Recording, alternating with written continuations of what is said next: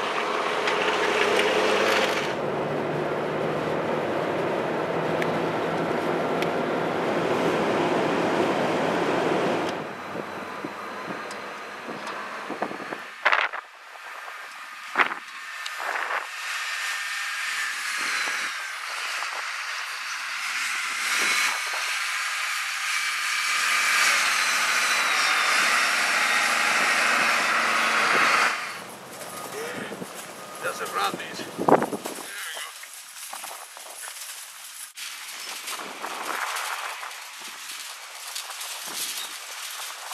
I can't push more than about 5. Usually I can push about 10. Yeah, it's pretty hard.